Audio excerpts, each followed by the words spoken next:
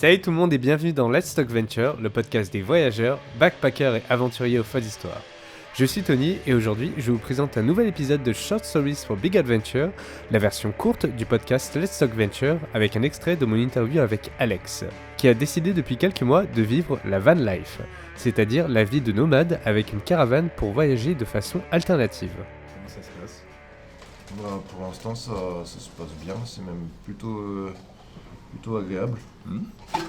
Même si pour le début, il y a pas mal de choses qui sont pas optimisées, genre les rangements qui sont un peu galères. Donc au fur et à mesure au fur et à mesure de vivre dedans, les rangements je vais devoir optimiser les rangements, les choses comme ça, le chauffage ou plein de petites choses. Pour l'instant, je sais pas encore non plus mes panneaux solaires. Ouais. Donc, au fur et à mesure de la vie, j'aurai un petit peu plus de confort. Et pour l'instant, depuis fin août, je suis resté dans le Jura parce que je travaille en intérim à côté de ma rénovation de caravane. Donc j'ai fini ma mission d'intérim. Là-bas et après je suis parti, je me suis pris un mois de vacances, j'en avais bien besoin. Donc j'étais dans la Drôme avec une petite copine qui elle a son camping-car et elle travaillait pour plusieurs agriculteurs quoi, qui faisaient elle travaillait pour une entreprise qui sous-traitait la main d'œuvre à des vignerons, à des fruitiers, et du coup son employeur lui prêtait un terrain et j'ai pu la rejoindre et rester sur ce terrain pendant un bon mois et demi. Trop bien. C'était super, on est dans une forêt d'acacia avec d'autres saisonniers que j'ai rencontrés, voilà, des chiens, des chats, c'était la vie en pleine nature. Et voilà, après quand il a fallu bosser un petit peu forcément, des sous, donc j'ai trouvé déjà une mission d'intérim à Valence, donc c'était pas très loin de là où j'étais, mais Valence c'était un peu compliqué parce qu'il n'y avait pas d'endroit où se poser, que ce soit camping ou terrain d'un agriculteur. Il n'y avait pas d'endroit proche de Valence, donc il y avait pas mal de routes le matin. Donc, du coup, j'ai changé d'endroit et je suis allé à Montélimar où j'ai trouvé un camping qui était beaucoup pas cher par rapport à la norme, quoi. Et qui était proche du centre-ville où je travaillais, quoi. Donc voilà les endroits que j'ai fait depuis septembre, quoi. D'accord. Voilà. Ils ont réagi comment, tes proches, quand tu leur as dit que tu voulais vivre en caravane? Généralement mes proches sont... c'est mon père qui a le plus mal réagi. Mon père qui depuis que je suis né, il veut que j'ai un CDI, une grande carrière d'ingénieur, un truc comme ça, enfin bref. C'est mon père qui a absolument pas approuvé ce choix. Et puis mon papy, quand il a vu le petit espace que j'avais réservé à la cuisine et à la salle de bain, il fait mais comment tu vas vivre là-dedans? Bon, la douche elle doit faire 1 mètre par 1 mètre, sinon je prends pas de douche, quoi. Et ouais, ça. Mais bon, je m'y plus pire. Ouais, bon après c'était pas le mode de vie, quoi, c'était vraiment le petit espace. Moi je serais pas confortable là-dedans, quoi. D'accord, ok. Vraiment, j'ai vécu dans 9 mètres carrés en étant étudiant. Bah, là je suis dans 9 mètres carrés avec un jardin et voilà, je sais ce que c'est que d'être dans un petit espace, quoi. Non, bah après sinon la maman elle dit ouais, bah c'est cool, tu vas voyager, ça va te faire voir autre chose et tout, on a bien besoin.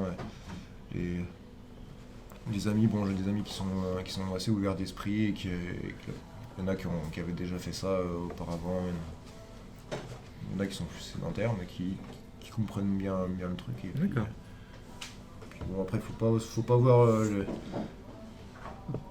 faut pas voir je sais pas, le regard des autres, faut déjà penser à soi, ce qu'on a envie. Après, c'est pas un mode de vie que j'envisage pour toute ma vie, quoi. Ouais. C'est voilà, le temps de. Moi, je pense qu'il faut, dans une vie, il faut voir de tout, quoi. Ouais. Du coup, c'est une expérience à faire, quoi. D'accord, ok. Et est-ce que tu as un moment, du coup, depuis que tu as commencé la vie en caravane, où tu t'es dit, mais what the fuck, qu'est-ce qui est en train de se passer? Qu'est-ce qui est en train de se passer? Un petit moment assez